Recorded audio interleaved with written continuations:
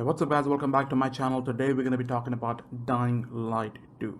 And in this video we're going to be actually discussing about some of the topics like multiplayer, co-op, bad blood, and what is the map size.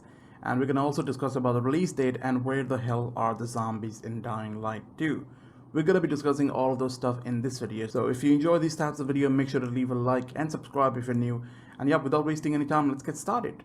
Alright, so the first thing we're going to talk about here is going to be the multiplayer. So we all know, obviously, Dying Light 2 is going to have a multiplayer, and before the release of the actual gameplay at E3 2018, we all thought that Bad Blood is going to be the multiplayer mode in Dying Light 2. I mean, it kind of made sense, you know, that Bad Blood is going to be part of Dying Light 2. Well, after the latest info and all the interviews Techland has given, we now know that Bad Blood is not going to have any connection with Dying Light 2. It's not going to be the multiplayer mode in Dying Light 2. Bad Blood has nothing to do with Dying Light 2. So what that means is there will be a different multiplayer mode for Dying Light. So what happened to the Bad Blood here? Like, what is Bad Blood going to be? Well, as Techland told before, it's going to be a standalone game, and it does make sense now because it is a standalone game. It has nothing to do with any other Dying Light, not with the Dying Light 1 or Dying Light 2.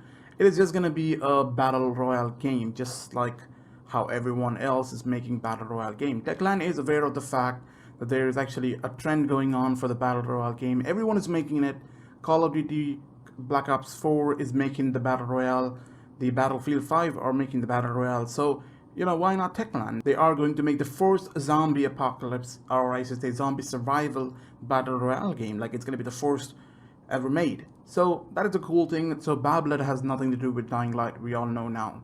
So we have to wait for future info about what is going to be the actual Dying Light 2 multiplayer mode. Well, people are talking about Be the Zombie returning. I'm not sure how that thing is going to work, but it is possible. But Techland has said there will be a surprise in future which is going to be regarding the multiplayer mode in Dying Light. So we have to wait for that. Now for the co-op information, if you guys are wondering how the co-op system is going to work in this game, well, you're going to have 4-man co-op just like the first Dying Light. The 5th slot is not going to be available, which does make sense because there will be no zombie, or maybe no zombie mode. So there's only 4 slots, which is going to be 4 co-op man, and one guy has to host the server. So this is how it works. The guy who makes the lobby will have every safe progress. You're not going to progress in the story. He's going to have to make every decision, and he's going to have the whole safe progress. He's going to be the host of the session. So all 4 of you will join him, and if you leave, you know, your own single player experience will be different, your co-op experience will be different. You won't be able to use the weapons that you got from your single player by taking different decisions. You know, like if the guy you're trying to join is actually taking a different choice compared to what you have done in your game, you won't be able to use some of the weapons and some of the items in their lobby. I mean, it's still in the process of making, and that's what they said. It might change in future. But for now, this is all we have about the co-op. Now, the next thing to talk about here is the map size. How big is Dying Light 2 going to be? Now, we all know the first map, which is called the City. This is what it is called, if you don't know. And it has nothing to do with the Old Town. You know, it's not Old Town after 15 years. I clarified that in my comment section.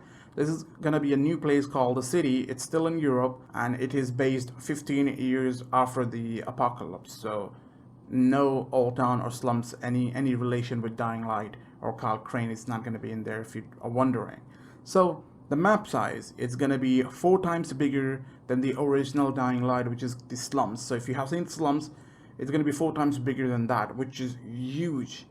And it's going to be lit because I know it's not going to be one map itself. They're going to be releasing more maps in future as well.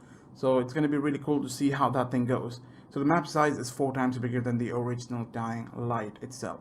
Now for the release date, we all know Techland has talked about the release date in the past interviews, and they said they're actually planning to release the game next year in 2019.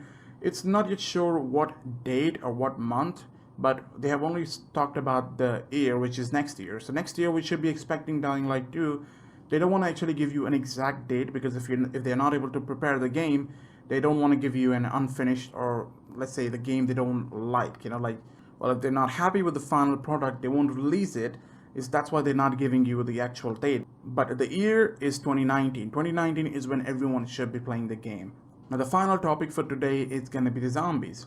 Now everybody in the comments, including me, when I looked at the video first, the first gameplay, the demo that was released at E3 2018, we actually saw a glimpse of the zombies. At the beginning you saw two zombies inside the apartment and the guy just jumped out of the window, and after that we never saw the zombies in the whole gameplay. They never mentioned zombies. They were only mentioned two times, one at the beginning and one at the end, where they said that the zombies are going to show up in the night. It kind of becomes more and more scarier in the night. We all know that it's going to be really scary in the night.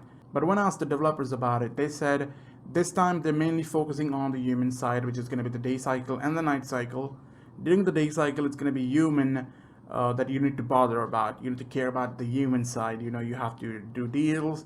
You got to make some choices. You have to clear some bases. And during the night, it's going to be completely different. It's going to be a zombie, a really bad zombie apocalypse thing. So it's going to be really scary during the night. But that doesn't mean zombies are missing during the daytime. Zombies are going to be there in the daytime as well. They're going to be inside the apartments. And plus, if you guys are not catching up till now, I'm going to tell you this. So when I asked the developers during an interview, this is what they said. This time during the E3, they mainly focused on releasing a gameplay for the human side. The E3 gameplay demo that you saw on my channel and the gameplay they released, that was mainly focused on the human side. That was made for you to look at the new feature of the game, which is going to be your choices. The whole video was based on the choices. It was not showing you the zombie side. That's a new feature. We didn't have that in Dying Light. That's why they are showing us this in Dying Light 2. The whole video is focused on that choice thing. So, so they said in future they're going to be releasing a 25-minute gameplay, and I'm sure in that gameplay we will have a look at the actual zombies in the game. So one more thing I want to tell you here is, how this zombie system actually works here is it's like a safe house. The whole area will be infected from zombies. There will be a lot of zombies roaming around inside the apartments and some outside as well. The zombies are this time scared of the light, so they won't go out during the daytime because they hurt. They get hurt when they are inside they are outside with the light. So I don't know how that thing is going on, but yeah, they can't stay out. They're like vampires. You can't go out during the daytime, but in night they're like, bitch, I'm here. So those zombies are going to be there the daytime as well, but limited in number. But in the apartments, it's going to be a horde full of zombies. And there will be some infected area with zombies, and you're gonna go clear those bases so people can inhabit that place and live. It's gonna be like a safe house. There will be a lot of zombies in that safe house. Once you clear the whole base, once you kill all the zombies and get rid of that, the whole place will be secured and there won't be any zombies inside that ever. But I'm not sure if they're gonna do that in the whole map, because getting rid of all the zombies in the game won't sound really fun. There has to be some places where zombies cannot be cleared, and I think they will be in the game as well. But the cool part here to know is it's going to be really cool to see how this thing actually goes. During the daytime, you can go inside the apartments to fight zombies, make some decision choices. Your choices actually make a lot of things in the game. It's going to be completely based on your choices. I want to see how the co-op thing works. It's a little bit tricky this time. I think you won't be able to share a lot of the weapons, because some of the weapons that you will get in the game are going to be through the black market, and black market weapons are not shareable. If you plan to actually help the peacemakers or the peacekeepers, you will not have those amazing overpowered weapons with you. But your friend who actually decides to go and go against those peacekeepers, he will be able to get access to the black market, and he will be able to buy awesome weapons, because obviously if you're going to help bad people, you're going to get paid for that. And after that, you will be able to buy some amazing weapons from the store. And it's going to be really strong weapons. That's what Techland told us. It's going to be pretty strong weapons in the black market. But the problem here is that an overpowered weapon will not be used, or it's not shareable. You can't trade that with the friend who actually is helping the peacekeepers. So it's pretty weird how this co-op thing is going to work. I'm not sure if they're going to be changing this in the future, but because it won't be really cool. It kind of gets rid of that trading thing. I like to give my subscribers my stuff that I've gathered in the game. So if I'm collecting a lot of stuff in my game and I want to help somebody, he needs help, he's maybe not that good in the game and he's not able to get that himself, maybe I can give that to him. That will be really cool. There shouldn't be really any restrictions on what you can trade. So not sure how that thing is going to work, but we'll see in future once we get more information on this. So guys, that's it for the today's information. Like everything I had to cover about, it's going to be, I covered about the multiplayer, the co-op, the bad blood, the map size, and the release date, and also the zombies, which were missing according to a lot of people. Remember, zombies are not missing. There will be a lot of zombies.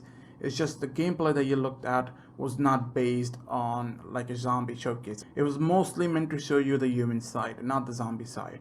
So wait for more videos and you will see the actual zombie side, and I'm 100% sure you will be terrified and hyped AF. So hope you guys enjoyed this video and found this very helpful. If you did, make sure to leave a like and subscribe for more Dying Light 2 videos, and I'll catch you guys in the next video. Bye bye.